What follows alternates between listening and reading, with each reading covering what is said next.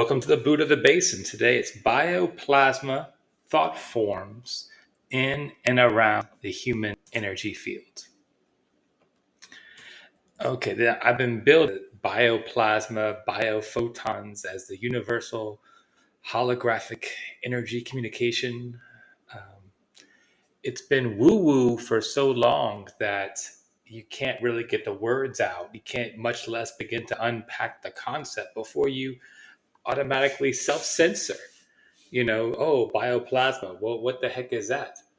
Okay, well, the easiest way to begin, or to make it easy on you, it's protons. Okay, it's the protons that become your human energy field. They're first inhaled, then loaded with emotional energy or chi. You can also call it thought based energy, which is a different kind of chi. Then it's exhaled along with the carbon dioxide. These H plus ions, or just protons, they float around, okay, as they are charged, right? And they remain in the body's plasma shell. Okay, the same way it's difficult for bodies to exit Earth's electromagnetic field. Okay, you really have, if you, that's to cleanse your field, you need a lot of exertion, the heart rate, to cleanse your field of all this previous bioplasma, these thought forms. Okay, these free protons are hydrogen ions, or H plus ions. So it's easy to imagine them as they are the most abundant substance in the universe itself. Okay, hydrogen accounts for 75% of the universe, just like water is 75, in some cases 90% of your being. We're made of water, and water is made of hydrogen. Okay, the universe is made of hydrogen. So saying or typing H plus ions is equivalent to saying protons. You're just saying protons. Okay, so protons are involved in cell-to-cell communication and thinking, regulation of pH homeostasis, cellular respiration, breathing, etc. Protons can become entangled and operate, spin, as though there is a mind connecting them. And often that mind is our mind. So I'm referencing here obliquely, I do acknowledge, it's that Trinity College study from Ireland, I think it's Dublin, Ireland, with the sort of EEG signal from the brain, from the humans, and the sort of the nuclear spins of these protons being synchronized perfectly, suggesting quantum entanglement. I've written about it in previous Substacks, and you can just type in Trinity College quantum entanglement, Dublin, or spinning protons, quantum entanglement, Dublin, Ireland, Trinity College study. You'll find it. So these can become entangled and operate as though there is a mind connecting them, and often that mind is our mind. So the entangled proton spins synchronously with other entangled spins as we think coherently. These thought forms take on form and color thanks to the fifth layer of the pyramidal neuronal networks. Okay, it's the whole pyramidal complex, but it's the fifth layer of these pyramidal neuronal networks that have both the thalamic, which is connecting back to the hypothalamus and the thalamus, as well as the cortical connections to the cerebral cortex, so that they can also let the prefrontal cortex network, let that aspect, let the executive aspect of our brain know what decision might need to be made, as well as letting the hypothalamus and thalamus know if the body's temperature needs to be adjusted, or if it's time to engage in or activate a feed or fight flight reflex. Okay, all that can happen unconsciously. Okay, and moving from there down, our 7 magnetized energy centers along the spine take the mind's processing and the proton spins and create holographic thought forms that can be seen, therefore, in the person's aura.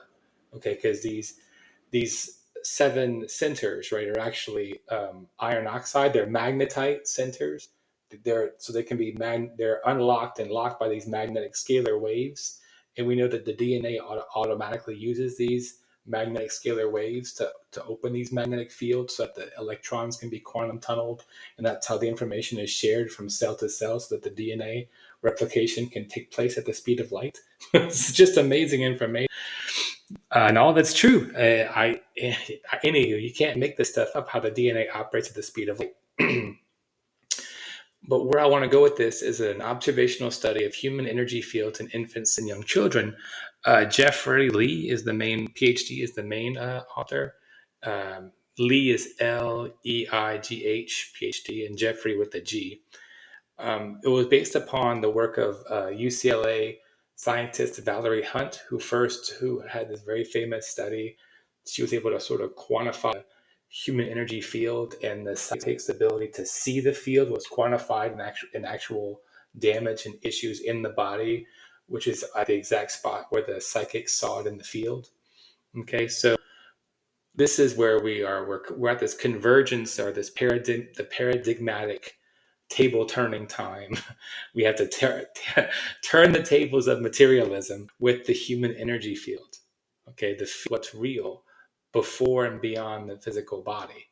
We don't see the field, but we come into contact with the field before we come in contact with the body. And in fact, in some ways, you only ever come in contact with the field. You only actually are the human energy field. You're not exactly your body, right? The receptors, your brain, that your brain is creating a feeling-based signal of what's going on based upon the integration of the sensory and motor neuronal networks at the junction of the temporal and parietal lobes. And for the most part, for the past 5,000 years, it's been the temporal parietal lobe in the left side of the brain that's been doing the work. And it's given us a sort of detached, materialized theory of mind. I'm in my mind and you're in yours, and you can't know what I'm thinking. I can't know what I'm thinking. And I'm safe in here. I can say or think mean thoughts. They don't affect anybody. I'm safe in my brain. When I die, there's just nothing. I just poof, I disappear. I was here and now I'm gone. That's materialism in a nutshell. It puts the imaginary mind inside of a nutshell that will disappear. And when the nutshell is gone, the peanut is gone too. Well, obviously, none of that's true. For the past 50 years, people have been waking up, popping out of the body, having near-death experiences. They probably already were having, but now we're just hearing and reporting the near-death phenomena. And just the near-death phenomena tells you literally everything you need to know.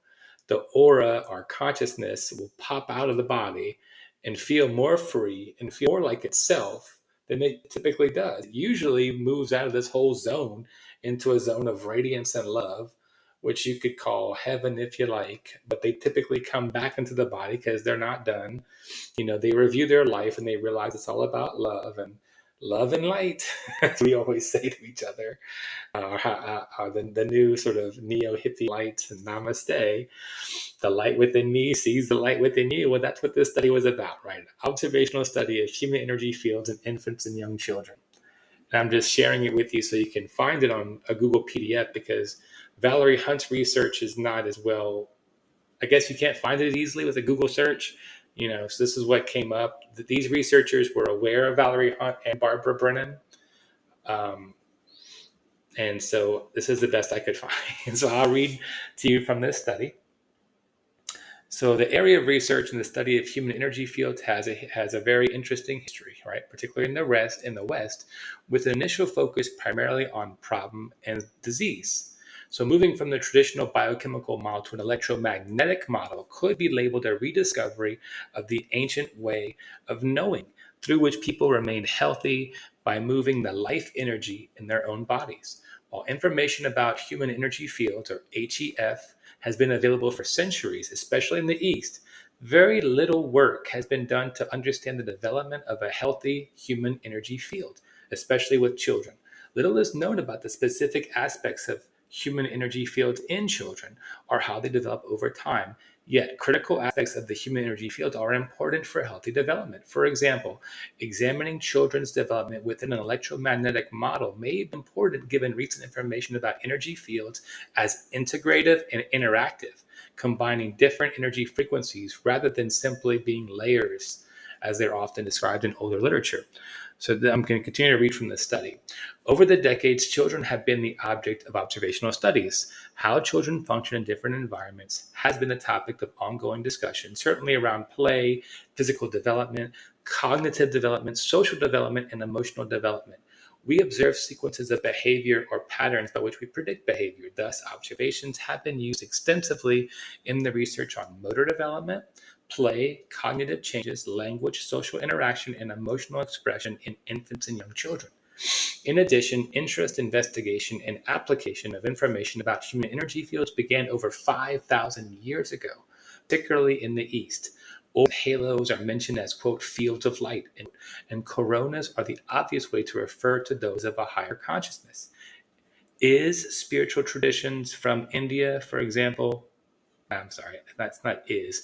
Spiritual tradition, India, for example, speak of a universal energy called prana, while the Chinese have a long tradition regarding the vital energy of qi, thought to be present in all matter. The Greek healer Pythagoras identified vital energy as, quote, a luminous body that could produce cures, end quote, while the European and Middle Eastern countries, as well as Native American cultures, had their own concepts of energy and named energy according to their own traditions. More systematic investigation of human energy fields began during the 19th century with Mesmer. We get the word mesmerism from him. Mesmer, he was a Frenchman. Von Leibniz, I believe that was the German who also helped with calculus. Leibniz, who worked sort of against or with Isaac Newton developing calculus, as well as von Reichenbach, another German, and have continued to increase with Kilner, Reich, that's Wilhelm Reich, Burr and North, Hunt, Perakos, Carugula, Kuntz, and Becker. I don't know all these individuals. I know Valerie Hunt for sure. I think that's Christiane Northrup. I'm familiar with it, and I'm not sure the rest. But Dr. Hunt used a system similar to Carugula and Kuntz with a clairvoyant and frequency data collection instrumentation that gave her information concerning disease, emotional state of being, colors, and energy frequency data. Okay, so I guess I quoted this so I can explain. This is the kind of information you can get from someone's human energy field. You can get information concerning disease, emotional state of being, colors, and energy frequencies. Of course, you're going to see the colors, but the colors themselves can give you information concerning disease, like a darkened color, a black color. Also, the energy is typically moving. It's a sort of waterfall flow. You can see the flowing ripples of this stream of biophotonic energy. And also you can see plasmoids, like things that appear more gaseous and solid that can appear. They even can be like pictures, and those are the thought forms. Okay, so I'll quote the study again. The correlation between visual observations of the human energy field was consistent with the frequency data of sound and color, which she measured using hardwired equipment designed for use in the laboratory at UCLA to measure human energy fields. These methods were considered for the present study, but such invasive procedures and devices were not appropriate for use with very young children. Okay, so the observational methodology alone was employed in the current work. So there weren't like rigorous sensors, and they weren't strapped to people's brains, perhaps, because these were young kids in the study. But the idea was looking at they took the methodology from Valerie Hunt. Okay, so in order to have two independent people code the energy field, that's what they took, the codes. Two professionals from the community were recruited to assist with the study, both of whom had previous training and experience reading human energy fields. Once the coding form was developed and pilot tested, both people were trained by the primary investigators in observations and coding procedures. A high correlation was found between the three observers, the two doing live observations and one coding observations from the tape, despite the complexity of human energy fields with regard to many different energy frequencies and aspects of this dynamic phenomena. In addition, the observers were blind to the expected findings, and each observation was independent of the others. Okay, so that's just explaining how it happened. Okay, and here's more about the coding form. In order to obtain systematic information, a coding form was developed for gathering data about the human energy field. The form was developed for this project and has been reviewed by professionals in the field, as well as pilot tested several times. This form was developed from available literature about human energy fields and included as much observational information as possible that was relevant to children's fields. The information was then laid out in a form with anticipated response categories, as well as space for further elaboration or descriptions. The parameters for this analysis included how dense, compact and thick or thin and filmy, the light in the film appeared, the amount of light, and whether or not it was transparent, which is easily seen through or not, an estimate of how wide the field appeared to be, any shapes or configurations that appeared in the field, the existence of observable blocks or obstructions of the energy flow in the field, the speed or velocity of the energy movement, little movement to fast movement, any problems with the Hara line through the chakra centers. Okay, and it says for an illustration of the Hara line and possible distortions, you can see Barbara Brennan. Okay, that's Hands of Light, would be her famous book.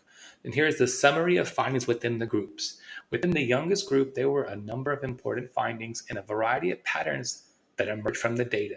The density of the human energy field was consistently low to moderate in the youngest group. These children tend to have fields that were not very dense. They also had a moderate amount of light transparency, consistent with the amount of observable light density just described.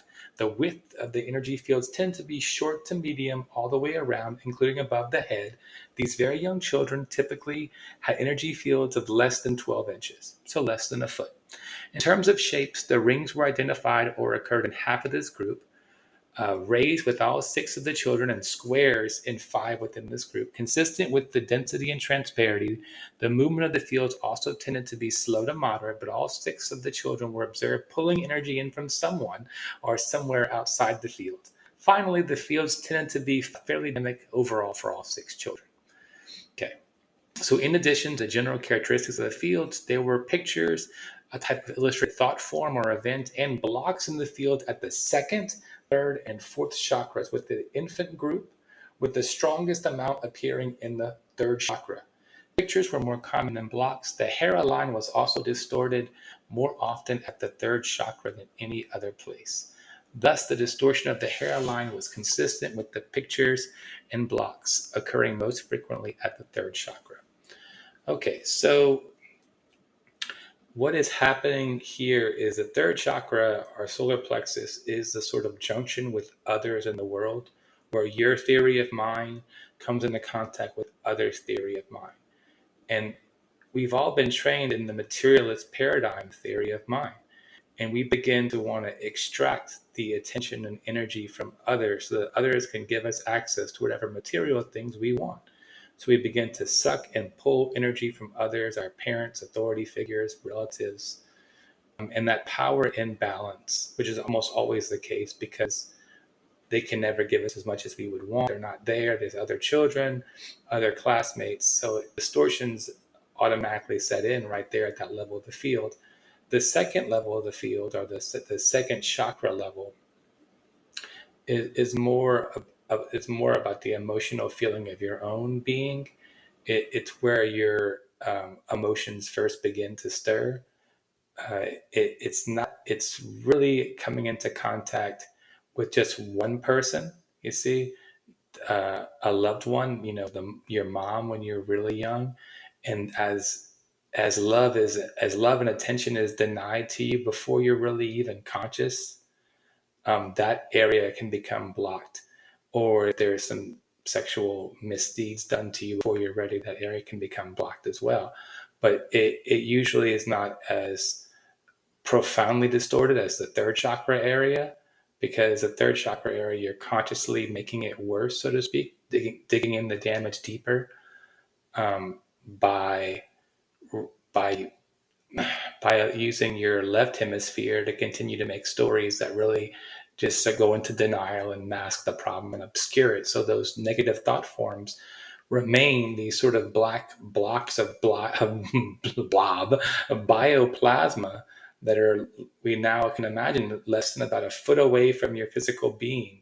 These are these H plus ions that were exhaled and that have left the body but cannot leave the field. And thus the flow of energy um, up from the root chakra, up from that kundalini coil at the base, is distorted at the third chakra point, at the stomach. And so issues of energy and appetite, and addiction take root because you're trying to do something to alleviate that negative feeling of sludge and blocked energy. And it's at that chakra level, you're looking to society and the outward realm for your theory of what's happening to you, why you feel this way, what on the outside is blocking you. Oh, it's our capitalist system. Oh, it's Trump. Oh, it's it's the future war. It's the current war. And all that's an illusion. It's really your habitual thought patterns that have put these ions out there, and these ions have become are whirling around you in a gaseous plasma, and it's being colored literally by your emotional energy that relates back to this biophoton that the cells stimulated electrically. They give off the photonic energy. The photonic energy, of course, is read outwardly as if in the field. It's a way of communicating cell to cell, and it can be a way of communicating from human to human. And that's, of course, what we're moving to as we move into this fourth density awareness, which is the a heart-based awareness, because of course the heart is what produces the human energy field. The brain's contribution is much smaller than what the heart is able to do. Okay, and that's probably a great place to leave it for right there. So just to review, the biophoton that's been around since the 50s, and Kirlian photography has revealed it. Studies won't really be able now to determine how it does what it does without the idea of holograms, without the idea of a certain of colors leading frequencies, inherent universal meaning, that this color coding of the photon is something that is like a universal language, a frequency-based language, so that it's a universal energy stream of information. This is what Thomas Bull said on Dr. Mayim Bialik. Hopefully I'm saying her name right. He's been saying it everywhere. It's information. We can choose how to have the information revealed to us.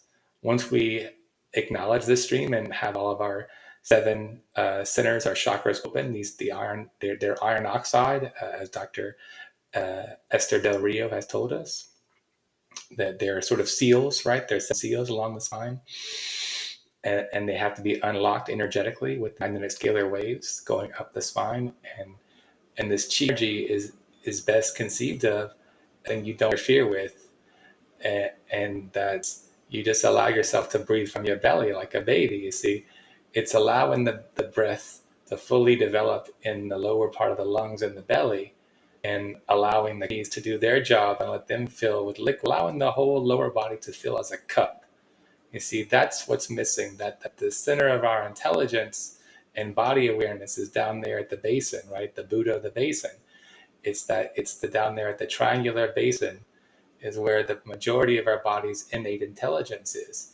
And down there is closer to where this hara is, right? The hara, Hara. And that's the part of us that comes straight from the source. That's what's buried deep within our being. It's the line next to the higher self. That's and we have to more or less just clear the way, make thy path straight for the Lord, clear this hara line, let it go right up the spine, and connect up to the higher self. Om Shanti. Om